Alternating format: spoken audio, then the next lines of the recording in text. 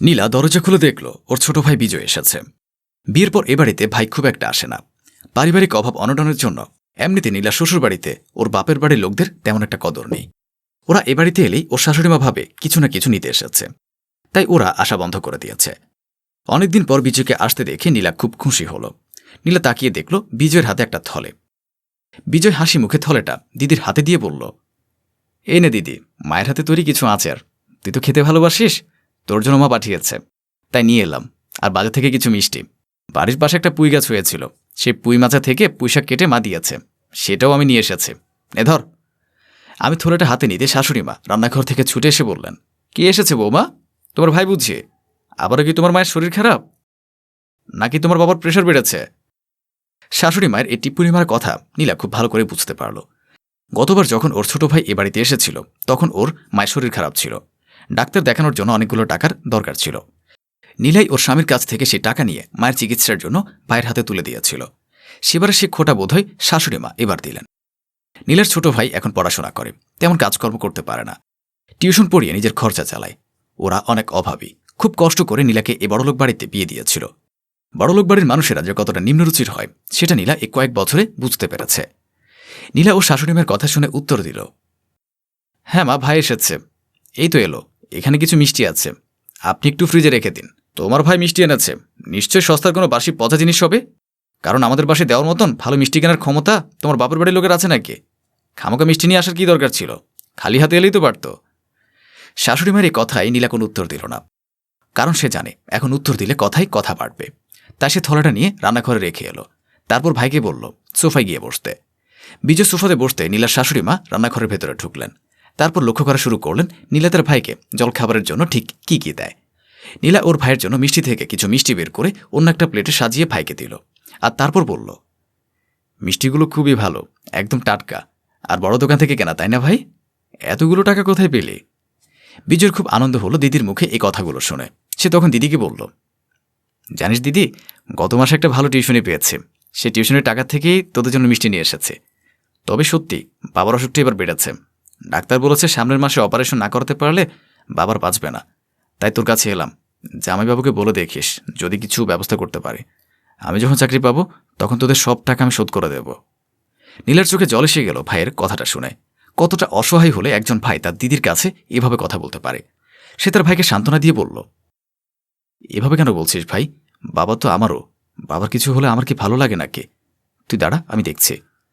নীলা তার রুমে গেল, তারপর ড্রয়ার থেকে তার স্বামীর পার্সটা বের করে তার মধ্য থেকে কিছু টাকা হাতে নিল এবং গুনে দেখল।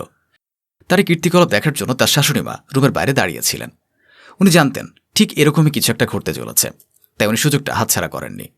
টাকাগুলো নেওয়ার পর ড্রয়ারে আবার ব্যাগটা রাখতেই শাশুড়ি মায়ের চোখে চোখ পড়ল নীলার।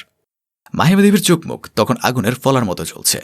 ওনার ছেলের কষ্টের টাকা কেউ গোপনে বের করে নেবে সেটা উনি কিছুতেই যেন সহ্য করতে পারছেন না। উনি তখন ওনার বৌমাকে উদ্দেশ্য করে বললেন, কি হচ্ছে বৌমা, ছেলেটা কষ্ট করে টাকাগুলো জমিয়ে রেখেছে, আর তুমি সেখান থেকে টাকা বের করে ভাইয়ের হাতে তুলে দিচ্ছ কেন? নিজের সংসারের ক্ষতি এভাবে কেউ করে? সত্যি আমি কখনো ভাবতে পারিনি তুমি এভাবে আমার ছেলের সঙ্গে প্রতারণা করবে। নীলার চোখ দিয়ে টপ টপ করে জল গড়িয়ে পড়ল। সে কিছু বলার অবস্থায় নেই, তবুও মনের কষ্টকে মনে চেপে রেখে শাশুড়ি মায়ের দিকে তাকিয়ে মৃদু ভাষায় উত্তর দিল, আপনি যেটা ভাবছেন সেটা নয়, আসলে আমার বাবা খুব অসুস্থ, অপারেশনের জন্য অনেকগুলো টাকা দরকার, আর তাছাড়া বাবা মাকে দেখার জন্য আমি ছাড়া কেই বা আছে। তাই ভেবেছিলাম সামান্য কিছু দিয়ে যদি সহযোগিতা করতে পারি, আমার ভাই চাকরি পেলেই সমস্ত টাকা সে ফেরত দিয়ে দিত। রাখো তোমার ভাইয়ের চাকরি, কবে গাছে কাঁঠাল ধরবে সে আসে গোপে তেল দিয়ে বসে থাকে আর কি। আজ আসুক আমার ছেলে বাড়িতে। কিছুক্ষণ পর দরজা দিয়ে প্রবেশ করল মহিমা দেবীর ছেলে রোহিত। তারপর সে তার সম্বন্ধীকে দেখে জিজ্ঞেস করল, আরে বিজয়বাবু যে, কখন এসেছ? বাবা মা ভালো আছে তো? ছেলের গলা পেয়ে মহিমা দেবী নীলের হাত থেকে সমস্ত টাকাগুলো কেড়ে নিয়ে ছেলেকে দেখিয়ে দেখিয়ে বললেন, এই দেখ, তোর বউ তোকে না বলে তোর ব্যাগ থেকে টাকা চুরি করে মায়ের বাড়ি পাচার করছে। তুই বোধহয় আজ মানি ব্যাগ নিতে ভুলে গিয়েছিলি, সে সুযোগটা কাজে লাগিয়েছে মেয়েটা। আজ আমি হাতে নাতে ধরেছি, এনে তোর টাকা। দুধকলা দিয়ে বাড়িতে কালসাপ পুষছে, আর ভাইটাও চলে আসে মাঝে মাঝে টাকা চাইতে। এ তো লজ্জা বলতে কিছু নেই, বাবা মায়ের বলিহারি যায়, মেয়ে শ্বশুরবাড়িতে কে টাকা চাইতে পাঠায় শুনি? রোহিত মনে মনে ভীষণ রকম লজ্জিত হল, কারণ ওর খুব খারাপ লাগছিল তার নিজের মা অতিথির সামনে তাকে এভাবে অপমান করছে। সে তার মাকে বুঝিয়ে বলল, যা জানো না তা নিয়ে কথা বলো কেন? আমি চাইলেই তোমাকে যাইছে কিনে দিতে পারি, তোমার সমস্ত খরচ উঠাতে পারি, তোমার দেখাশোনা, তোমার অসুখ বিসুখ সবকিছু সামলাতে পারে, যেটা আমার স্ত্রী তার বাবা মাকে করে দিতে পারে না, কারণ সে জব করে না। সে একজন মাস্টার্স করা নারী হওয়ার পরও তার সবটুকু ঢেলে দিয়েছে আমার সংসারে।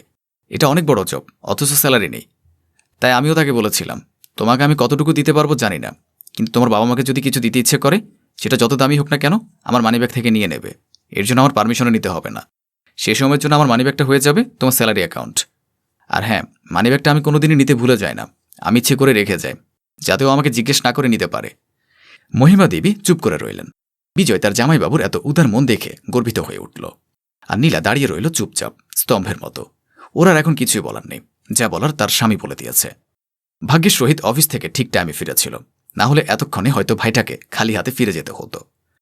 সবার মন হতে ভেঙে রোহিত বলে উঠল, একটা মেয়ে তার বাবা মাকে কতটা ভালোবাসে তা আমার চেয়ে ভালো কেউ জানে না। আমি তো দেখি তুমি বোনের বাড়ি গেলে বা বোন তোমার কাছে এলে তোমাকে কতটা যত্ন রাখার চেষ্টা করে। তোমার ক্ষেত্রে এটা আলাদা হবে কেন? তোমার মেয়ের জামাইয়ের কাছ থেকে যখন তুমি টাকা নাও, তখন তোমার মান সম্মান লাগে না বুঝি? আমি আমার স্ত্রীকে সেভাবে রাখার চেষ্টা করি, যেভাবে পৃথিবীর প্রত্যেকটা মেয়ে থাকতে চায়। আজ বাদে কাল আমারও তো একটা মেয়ে হবে, আমিও তো চাইব সে মেয়ে আমাকে সারা জীবন এভাবেই ভালোবাসুক। তাহলে আমার স্ত্রীর ক্ষেত্রে আলাদা কেন হবে? মহিমা দেবী ছেলের কথা শুনে হয়তো নিজের ভুলটা বুঝতে পারলেন, তাই তিনি ছেলে আর বৌমাকে উদ্দেশ্য করে বললেন, তুই ঠিকই বলেছিলি, আমারই বুঝতে ভুল হয়েছিল, তাই এতগুলো কথা আমি শুনিয়ে দিয়েছি। এতদিন যে বিষয়টা আমি বুঝতে পারিনি, আজ তুই আমার নিজের ছেলে হয়ে চোখে আঙুল দিয়ে দেখিয়ে দিয়েছিস। পৃথিবীর প্রত্যেকটা মেয়ে বিয়ের পর তার বাবা মায়ের দায়িত্ব নেওয়া উচিত, কারণ বাবা মা অনেক যত্নে তাদের মানুষ করে। আর এতে কোনো শ্বশুরবাড়ির লোকেরই হিংসা হওয়া উচিত নয়। আমরা একে অপরের পাশে না থাকলে একটা সুন্দর সংসার হয় না। সুন্দর সংসার করার জন্য সবাইকে ভালোবাসতে জানতে হয়।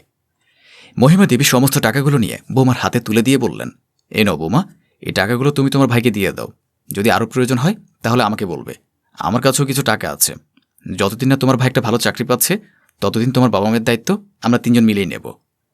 নীলা টাকাগুলো তার ভাইয়ের হাতে তুলে দিয়ে বলল, জোর করে কোনো জিনিস পাওয়ার থেকে ভালোবেসে সেই জিনিসটা পাওয়া কতটা সম্মানের আজ দেখলি তো। আর যেভাবে আমি আমার বাবা মাকে খেয়াল রাখছি, কিছু বছর পর তুই বিয়ে করবি, তখন তুইও তোর শ্বশুর শাশুড়ির খেয়াল এভাবে রাখবি। কারণ যে মেয়েটা তোর হাত ধরে তোর সংসারে আসবে, সে মেয়েটারও কিছু ইচ্ছে অনিচ্ছে থাকবে, আর সেই ইচ্ছে অনিচ্ছার মান রাখাটা তোর কর্তব্য। মহিমা দেবী বললেন, হয়েছে হয়েছে, ভাইকে অনেক বুঝিয়েছ, এবার চলো রান্নাঘরে যেতে হবে। তোমার মায়ের পাঠানো পুঁইশাক দিয়ে চচ্চড়ি বানাবো, তারপর সবাই মিলে দুপুরের ভাতে গরম গরম খাওয়া যাবে। সবাই হাহা করে হেসে উঠল, যেন একটা আনন্দের বন্যা বয়ে গেল বাড়িটার উপর দিয়ে।